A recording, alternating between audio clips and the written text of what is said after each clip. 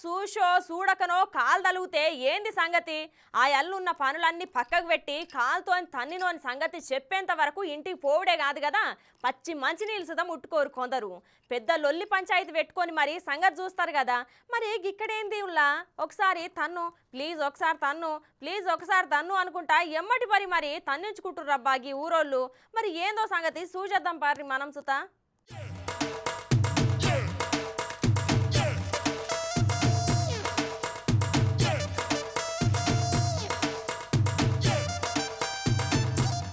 కర్నూలు జిల్లాలున్న చిన్నహోతూరు అనే ఊర్లే చూడుర్రి ఇలా సాంప్రదాయం. అడిగి మరి ఇగో గిట్లా తన్నించుకుంటారబ్బా అక్కడి జనాలు. అయినా సుత మంచిగానే అందరినీ ఎగిరి ఎగిరి తంతుర్రు కదా. మరి ఇలా సాంప్రదాయం ఏందో గాని ఇట్లా ఎందుకు తన్నించుకుంటారో తెలుసుకుందాం. చెప్పన్నా ఏంది సంగతి? గిట్లా తన్నుడు కదా, చెప్పన్నా ఏంది సంగతి? ఇట్లా తన్నుడెనక ఉన్న మతలబ్ ఏంది? మాది చిన్నహోతూరు గ్రామం.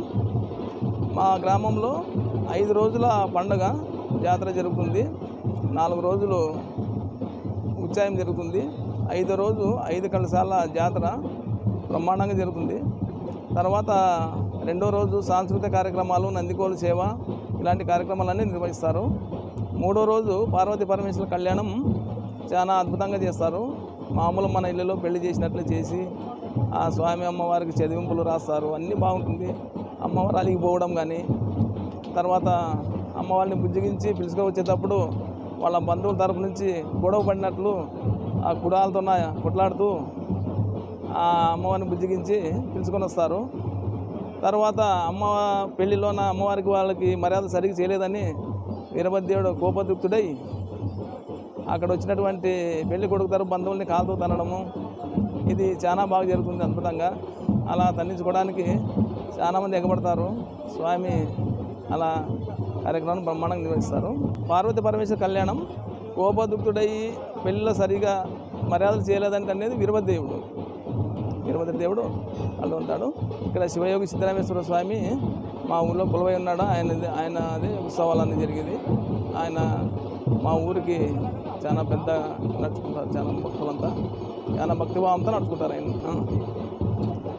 పూజారి వాళ్ళు జంగమాళ్ళు మా మఠాధిపతులు వాళ్ళ కాళ్ళు తగిలితే మంచిదని మనము కాళ్ళు మొక్కుతాం. వాళ్ళ కాళ్ళు తగిలితే మంచిది అంటాము. వాళ్ళు తిడితే మంచిదని భావిస్తున్నాం. ఇది అనాది కాలంగా వస్తున్నటువంటి పద్ధతి. ఇన్నారు కదా గది ముచ్చట.